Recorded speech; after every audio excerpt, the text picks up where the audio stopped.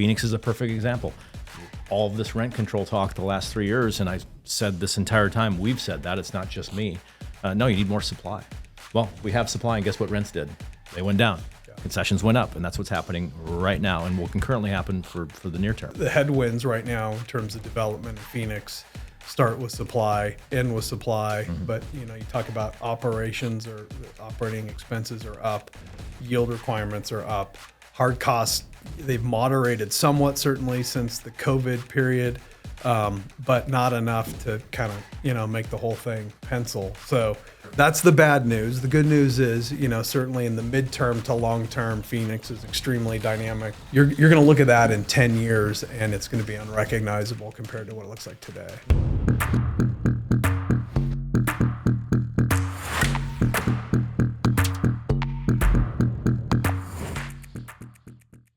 JC, our special guest walking in, you made a comment, the godfather of development. How nice is it to have Mr. Todd Taylor from Wood Partners sitting right here with us? I love it. I love it. I think he's got his tool belt on right now. Does he really? He's actually going to be out there in the field right now on a couple job sites right after this? That's an outrageous moniker. I'm disavowing that completely. I love it. Take it off. Take it off. We'll rewind. Yeah, cut that out. Yes, edit that out. Mr. Taylor, pleasure. Great to be here. Thank you, guys. No, thank you for blessing us with your presence here. So, of course, we're talking everything development, growth. Before we dive in on several of the questions we have for you, can you share a little bit about Wood Partners? The path? Yeah. Sure. So Wood Partners, national development firm based in Atlanta. I think we just celebrated our 25th anniversary. Congratulations. Fantastic. Yeah, it's been a really good run. It's a ton of fun. I run the office here in Arizona and Nevada. We were just ranked, I think, the third largest developer of apartment buildings in the country for the past year. We have a national footprint, national scope, and it's not the greatest at the moment right now, but we're Sometimes you want to be ranked lower on the list. Sometimes you want to be higher. Yeah, people have expectations at that point. Right. But a big prominent merchant builder of apartment buildings. It's beautiful. So have to assume you are no stranger to the cyclicality of individual markets. Here specifically, Phoenix, we've had some great growth over the past several years. Thousands upon thousands of units, and you, of course, your company is part of that reason. Yeah. So thank you. We love Arizona. Yeah. John and I talk about it all the time. This is our states, our homes, our backyard, and we just love seeing it thrive. So we know people want to be here. Going specifically into the development side, construction, what have you seen happening over the past 24 months from when you guys have always been growing, but what have you seen specifically that has changed over the past 24 months? Yeah, and I might take it back to coming out of the lockdown period and the pandemic. Please. Where, everything sort of stalled out, everything was frozen for that period of time. And then immediately after the lockdown period, everything went bananas in terms of pricing, labor cost, material availability. And frankly, we're still dealing with some of the after effects of that in terms of electrical, just various other items that continue to be challenging. Sure. Then, more recently, you start talking about tariffs. I think today is Liberation We Day. were just watching a little bit ago. Yeah. Okay. Yeah. So what does that mean for us? I don't think anybody has any real idea. And I think there's a lot of market uncertainty right now. We're having discussions with our capital partners in terms of tariffs and what that means to construction budgets, who has to shoulder that risk. Our stance is that's a partnership risk, but so that's one bullet. And then you have the labor question where obviously there's the immigration. Trump's cracking down significantly on that. I don't think we truly know what that means for Phoenix as it relates to cost. And, are there other sorts of workers that are able to come in and backfill maybe the immigrant population that was working out on site. So I think there's a lot of uncertainty right now. And I think the next, 12 or 18 months will be interesting, and a lot of this stuff will reveal itself. You think about the supply chain, as you mentioned. I wonder if, when you think about that collectively, of course, it was in the everyday news cycle during 2021, 2022, but it's kind of subsided from the natural cycle of news and media, but it's still an issue, as you mentioned, with electrical panels and other things. So I think you as developers are dealing with a lot more than people even understand. And now we're throwing on tariffs, which you could argue, good, bad, ugly, doesn't matter, but it's still impacting you in these conversations. And I think most importantly, when you think about capital and guys willing to write checks, when there's turmoil, there's uncertainty, they take the checkbook and put it away. Yeah. That's probably the concern that we have as we move into the next cycle. Yeah. The market doesn't like uncertainty. That's a very good summary. I mean, we've kind of gone from one phase to another phase to another phase. Just the headwinds right now in terms of development in Phoenix start with supply, end with supply. Mm-hmm. But, you talk about operations or operating expenses are up, yield requirements are up, hard costs, they've moderated somewhat, certainly since the COVID period, but not enough to kind of, make the whole thing pencil. So, the land sellers are they're very reluctant to want to back off their land pricing expectations. So it's a challenging environment. Sure. That's the bad news. The good news is, certainly in the midterm to long term, Phoenix is extremely dynamic. We saw the announcement with the TSMC plant a couple of weeks ago. $100 billion, at least this brain is not able to wrap itself around $100 billion and all that means. Yeah. So that is going to absolutely transform that area. I know we talked about this in the past, but go back on Google Maps and look at Chandler in 1978 before Intel moved in, and it's going to, but by a factor of probably 15 more. Right. So substantially it's going to be larger. You're going to look at that in 10 years, and it's going to be unrecognizable compared to what it looks like today. Not to throw off the conversation, but Chandler, who lives in Chandler? All the beautiful people. Thank you, John. I appreciate you saying that. I love my South Chandler. I'm not going to ask you to get down to 100-foot level. Let's go about like 10,000, maybe 20,000 feet. All right. Can you identify certain aspects of construction, of development, and again, just over the past year, 2 years, that has changed significantly, affecting your development plans? We're, of course, talking everything future as far as confidence, tariffs, what's going to happen. What have you seen just over the past year, 2 years, that really has significantly impacted your original design plans?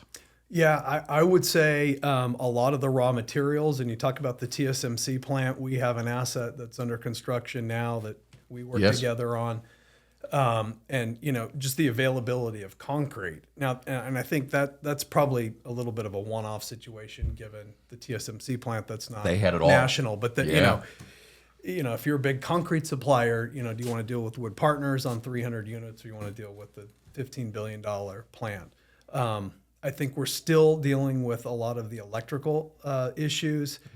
We would have hoped that would have been resolved well before now, but that has caused material delays to a lot of our projects where, the supplier or the electric companies are not able to do what we need them to do. Sure.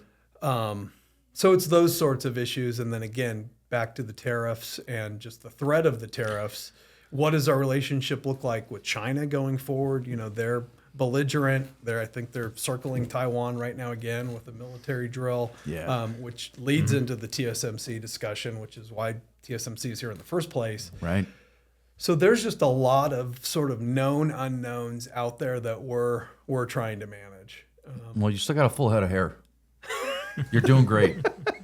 You're managing this very, very great. You're doing a great job. Not that you need to hear that from me. Thank you. John, everything that Todd just shared with us, let's flip this over to the operational side, right? So when we, working hand in hand with Todd or any of our great clients, when we're underwriting a deal from the beginning, Sure. How much has this affected our approach? Well, I think you have to look at the development cycle as a whole. So let's just round it to 3 years, soup to nuts, which is a pretty gracious number.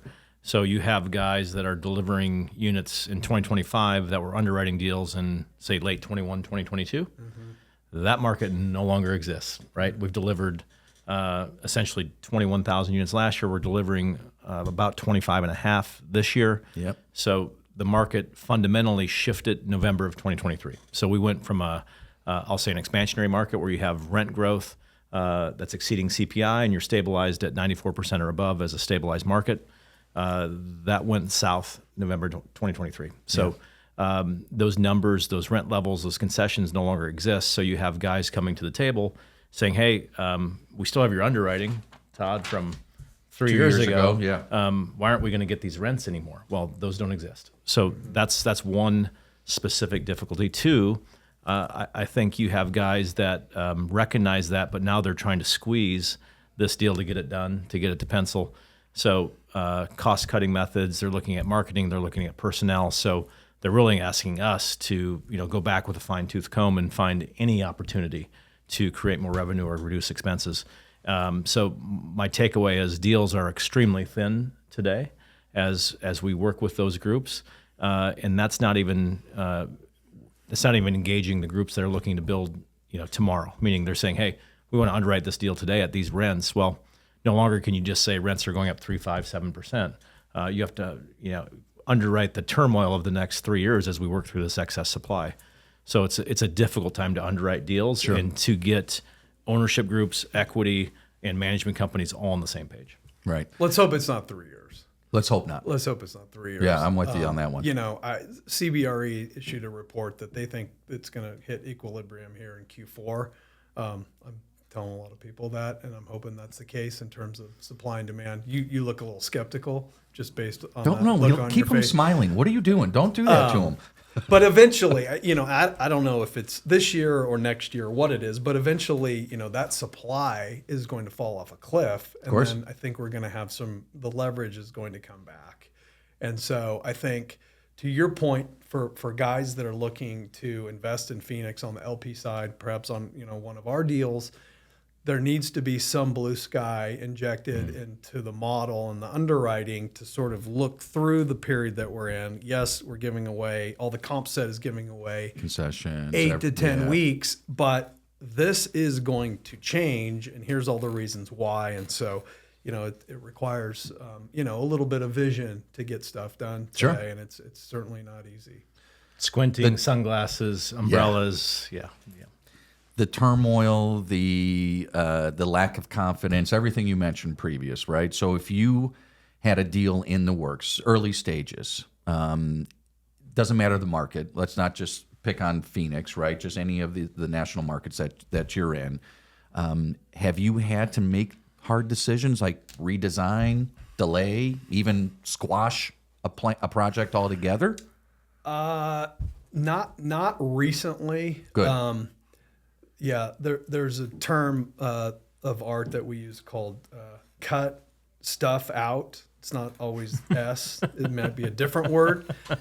But we've gotten to the point where we have our hard cost number and we're coming down. We're on the 3-yard line and we're about to close and get under construction, and some things have to be, let's say, moved around. Ideally, that happens in the walls to where it's not affecting the resident or the resident experience.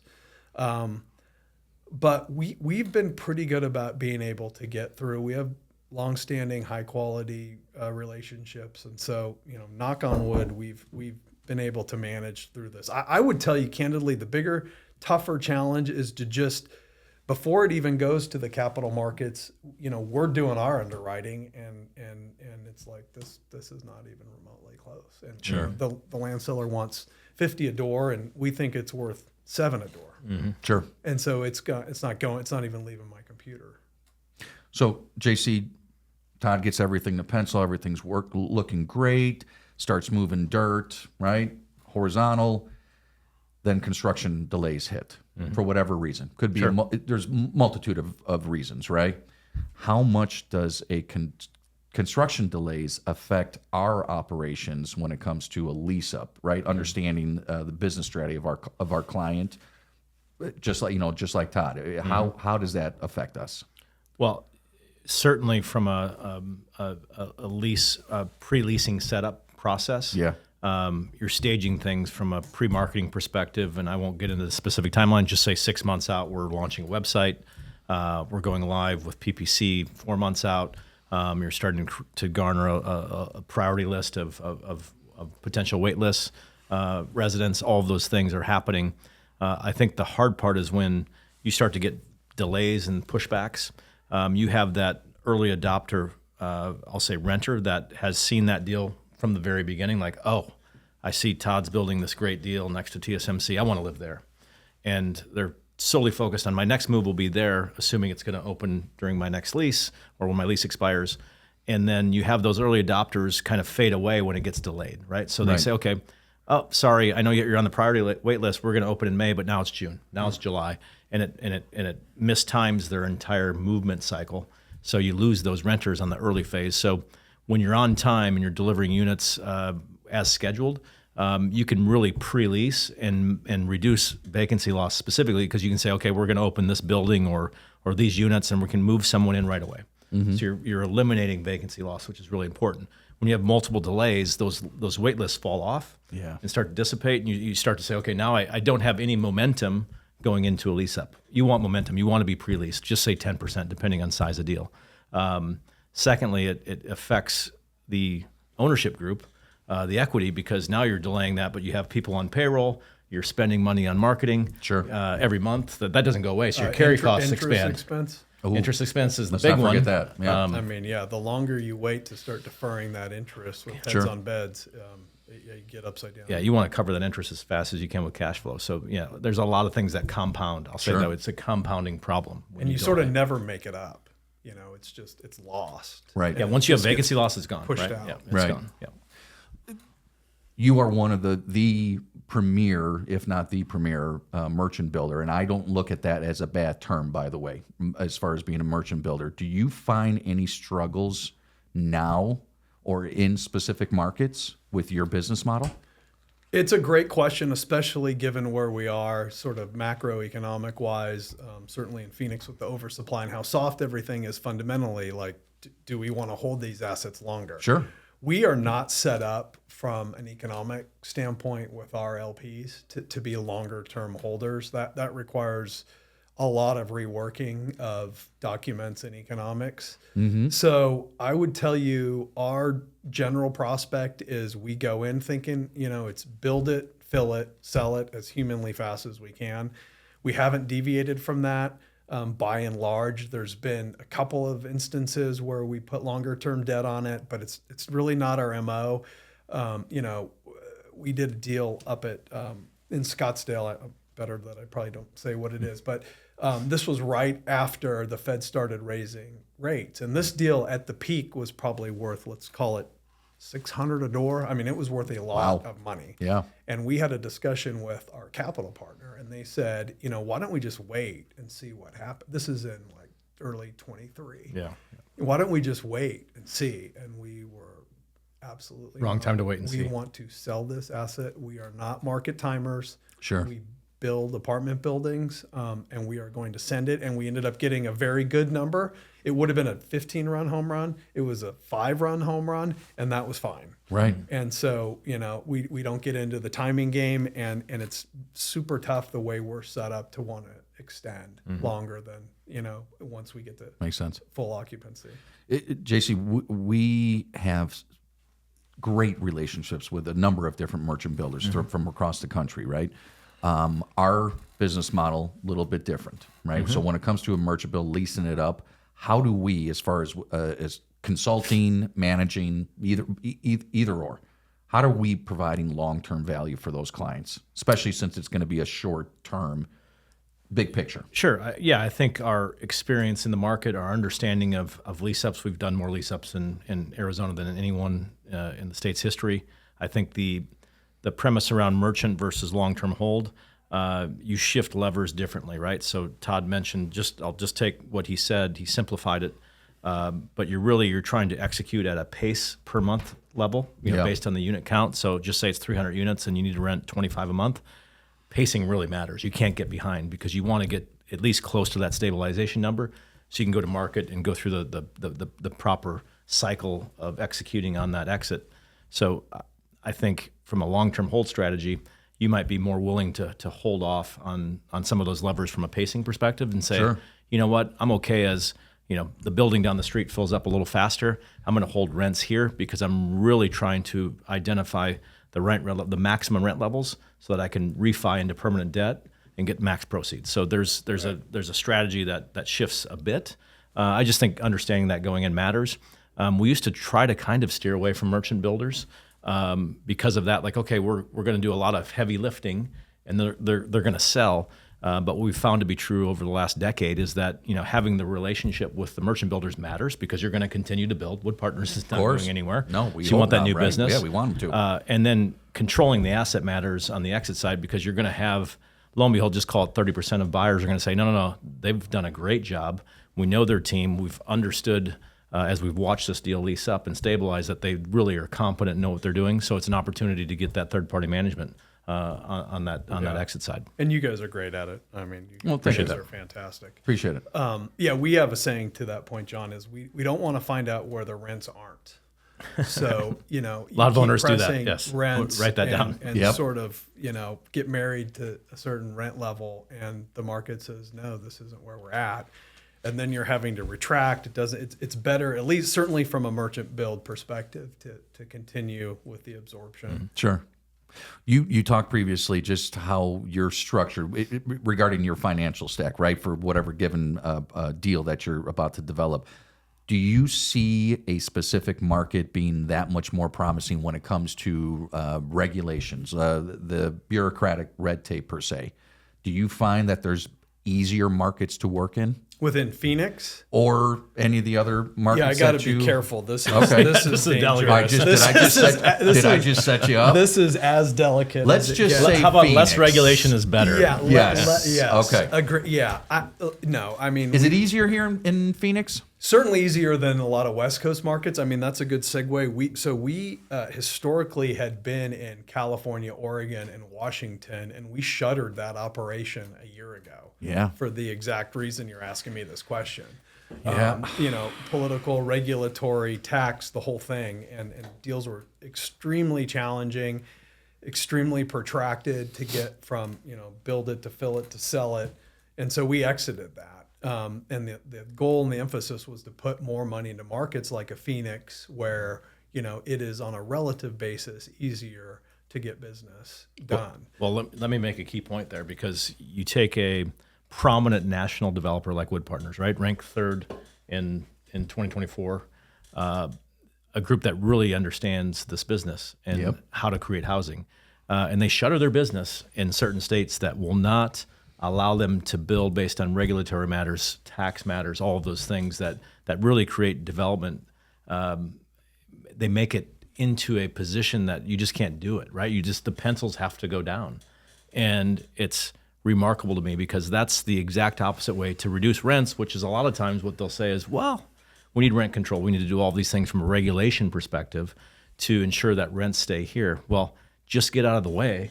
Let developers in the capital markets take care of what they know how to do, and the rents will follow. Phoenix is a perfect example. All of this rent control talk the last 3 years, and I said this entire time, we've said that, it's not just me.